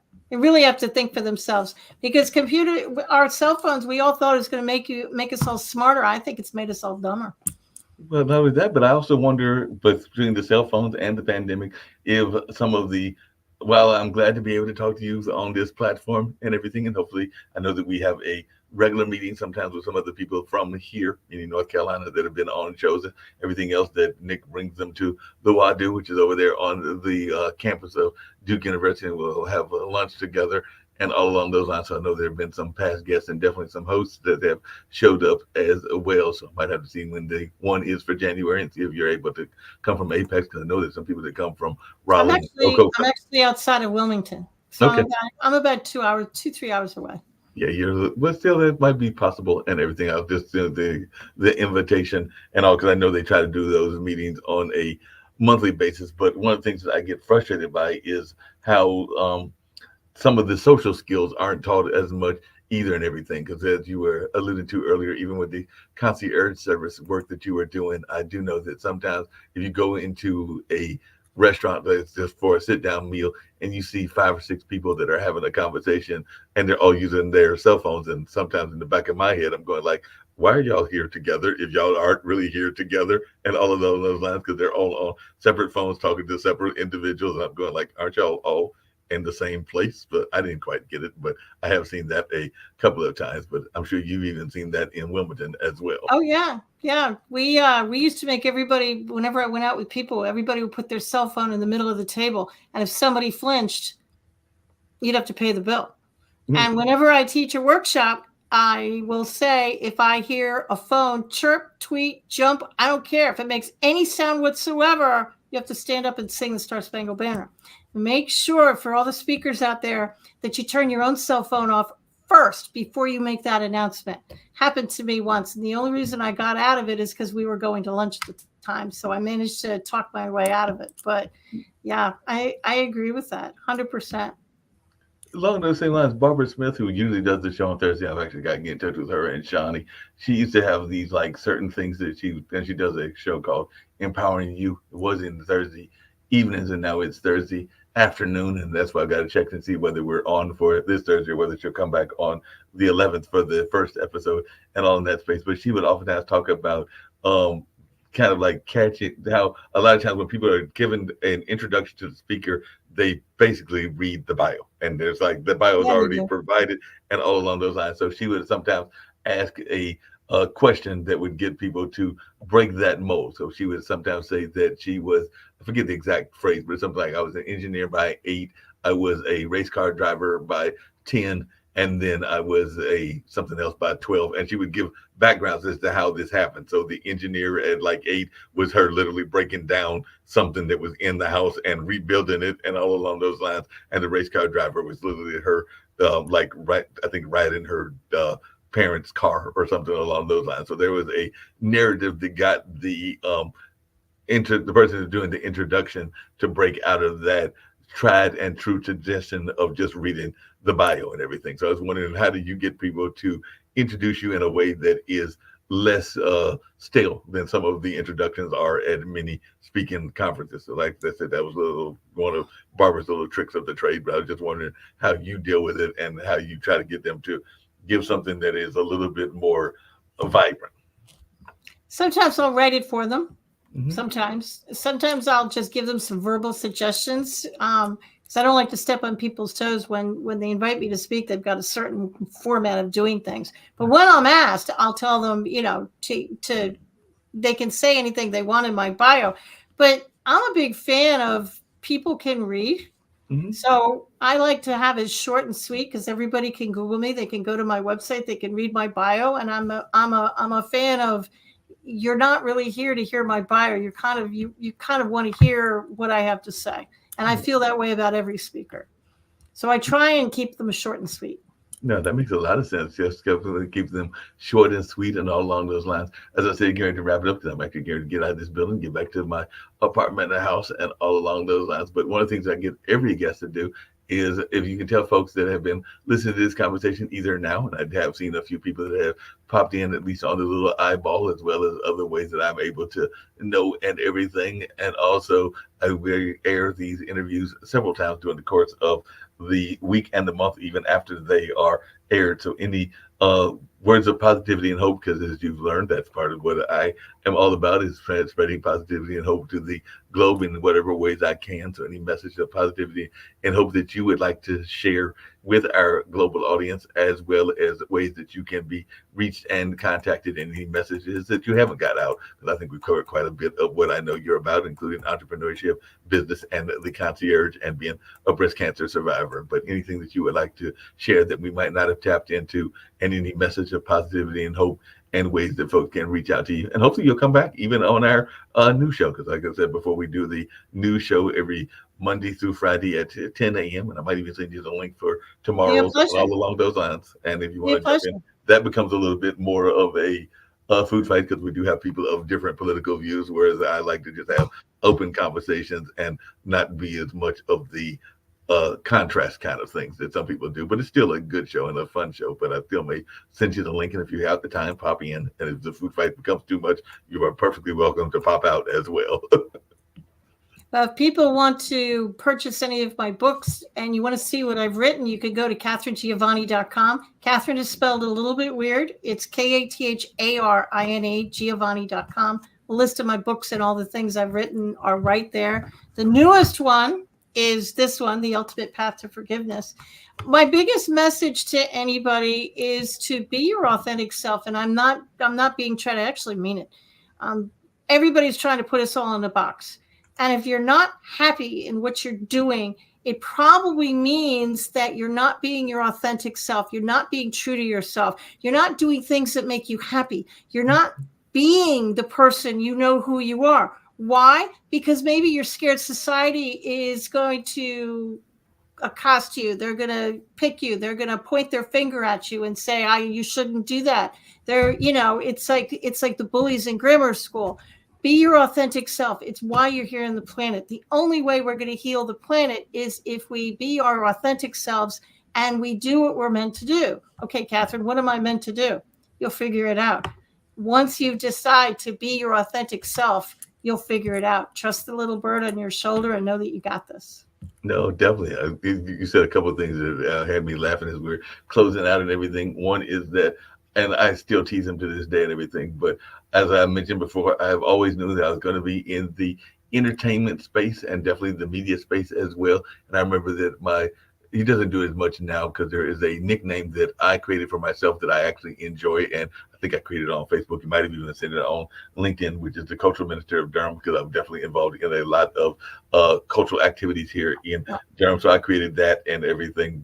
And I think it was actually some friends of mine that came up with that term because they were like, every time we see you, you're at something cultural. So they were a little bit on the more left side of politics. So they were like, you must be the Cultural Minister of Durham. So I kind of stuck with that and kept that even on some of my social media outlets and all in that space. But my dad, when I was young and everything, he used to sarcastically call me a showbiz. So that would sound his way of being sarcastic and all along those lines. So I was going like, yeah, but sounds like a compliment to me. Exactly. And I took it as a compliment and I also took it as a kind of a part of the trademark and some of the things that I do as well. So at the time, he was being a little bit sarcastic in the way he phrased it because it was kind of done in a sarcastic tone and all, but I took it as a compliment and have used it as a compliment ever since that time and everything. So that's just something that I found that you can flip what somebody may intended to be one way into a more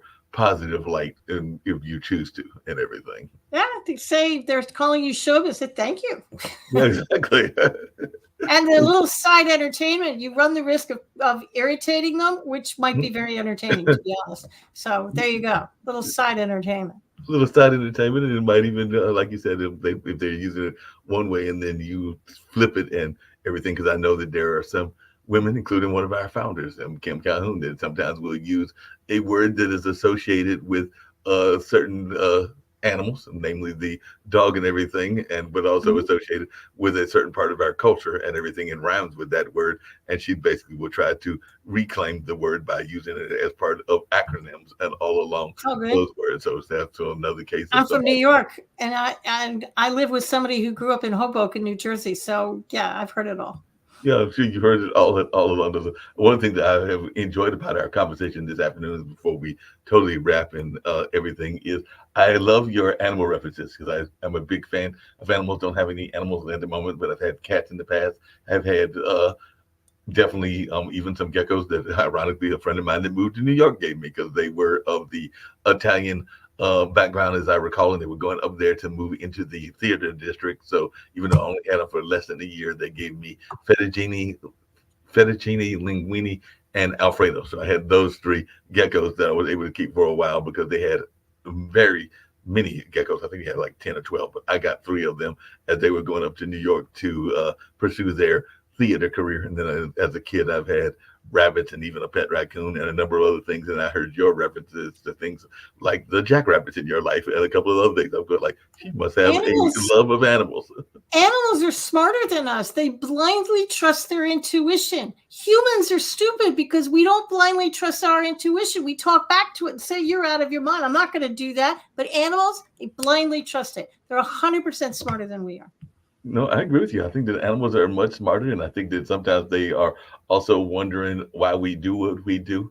I had a friend of mine that got one of those, and she was a cat lover and still is a cat lover to this day. And she got one of those little light switches that you sit there and you try to get the cat to do tricks with and everything. And I think the cat might have done, as a kitten, the trick for like maybe less than an hour, and then the cat was like, no, I figured out the game. I'm not playing it anymore. So I have a cat. She looks at you, it's like, you want me to do what?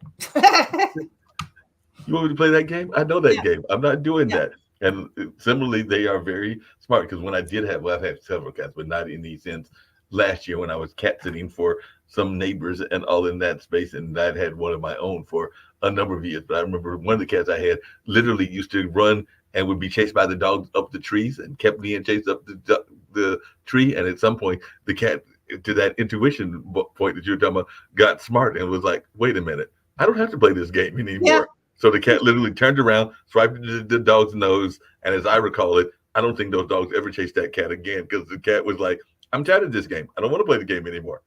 They're smarter than us. When I can't remember, about 10 years ago, there was a huge tsunami. I think it was in Thailand or someplace over in Asia. And there's a story goes that, and this is true, you can Google it. I just don't remember when it was. The elephants, they were trusting their intuition and they were grabbing their keepers and trying to drag them to higher ground. And the keepers were humans and say, what are you doing? It's a beautiful day. Why do you want us to go up there? The elephants saved everybody. Because they knew the tsunami was going. How? They trusted their intuition. Their brains didn't talk them out of it. No, and along those same lines, yeah, and along those same lines, we can go back to something that is now over 20 years ago. But when 9/11 happened, and all along those lines, and I brought it up on this show and other shows as well. I used to go to a friend's art gallery. Another friend has a similar art space in that building right now. I think he might be having to move because of some renovations and everything. But I remember we would have regular conversations in downtown Durham before all of the gentrification and all of the development. And we would see all kinds of animals, birds around, Yep. even animals that you didn't want to see and everything.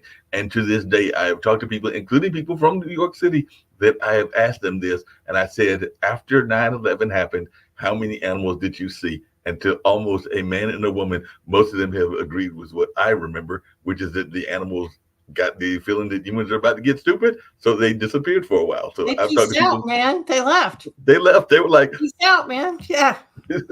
they were like, we threw y'all folks got to get stupid. So even people that like the pigeons in New York, when I talked with my friends in New York, they're like, I don't remember seeing any pigeons for at least a day or two. They were like, we're done. No, because humans, we talk ourselves out of it, don't we? We will question what our intuition is saying, leave. And you're like, why? I'm comfortable. I don't want to leave. And you kind of think you're crazy. You're kind of, why do I have this feeling I should leave? Okay, well, animals don't question it. They just leave. They just leave and They just leave. They don't question it.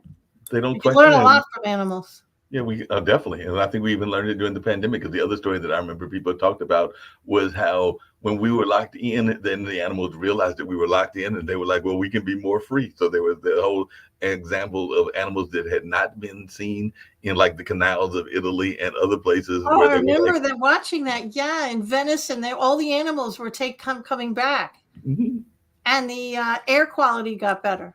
Yeah, everything got better because the animals were like, "Hey, the humans are locked in the house, so we can go enjoy our freedom and everything." Yeah. Well, like I said, I have thoroughly enjoyed this conversation. Went about the times that they usually go, which is somewhere around an hour and a half to 2 hours. And I hope that you will come back, and I will send you that link for tomorrow. And if you get a chance, pop in. And some of the shows are multiple guests, and sometimes it's just one-on-one, as this has been. So hopefully you'll make a return trip either on tomorrow's news or on another online dinner party. But I'll keep sending you links, and whenever you are able to pop in, please do. And one of the things we've been doing is we've been adding, because we have a bookstore, a bookstore that is the books of folks, because I'm considered an Amazon influencer for whatever reason, because I don't even know how I got that title. But since Amazon gave me the title, I'm not going to argue. So Pod TV has attached my bookstore to their network and everything. So I have like the idea list. So I'll be adding yours as well. So hopefully, who knows, we might even get some purchases of your books from some of our listeners that have heard this conversation. So I'll be adding those this evening as soon as I get to the house and everything. Don't know that I'll add all 12, but I'll add at least the current one and maybe 3 or 4 other ones that look interesting, including some of the concierge ones as well. And who knows, I might even get bored and add all 12. Thank you. I appreciate it. No problem at all. Catherine, you have been a great joy to talk to, and all along those lines. So I have thoroughly enjoyed this conversation. Hopefully I didn't drive you too crazy with some of my inane questions and all along those lines. But You're I was good. having fun, and I hope you were enjoying as well. And I'm going to end with a couple of Friends commercials, including one that honors the folks that are, and this was from, I think, a few years ago, but honor those in the teaching profession that aren't honored enough. The janitors and the guidance counselors and stuff, those folks in somewhere in the Midwest. I can't remember. I think it might be Oklahoma, that this gentleman created this award show. And actually, Barbara won one of the awards last year and everything. So they are honoring people that are both the teachers as well as those that are the support staff with the teachers, like guidance counselors and janitors and others as well. So I'll be ending that, as well as another Friends company that deals with financial services. We're talking about the importance of finances and all in that space. So that's how we'll get on out of here. But I definitely look forward to seeing you in the near future. Thanks so much. I appreciate it, Mark. No problem. Have a good one. Are you looking for money-saving strategies for your business and personal finances? Are you tired of working hard every day with little or nothing to show for it? Contact Prosperity Financial Services, LLC right now for your free financial consultation. Call now to reserve yours today, 804-349-8600, 804-349-8600.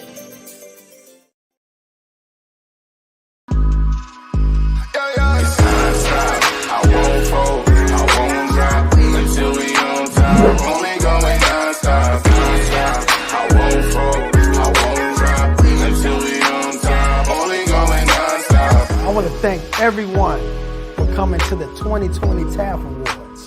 This was a show like no other, people. This is the Grammys for dignitaries, educators, and support staff around the state of Oklahoma and worldwide. We cannot do this without the support of the people. So we thank you, I thank you, for being such a dedicated supporter to this movement for the Teachers Appreciation Foundation. I thank you.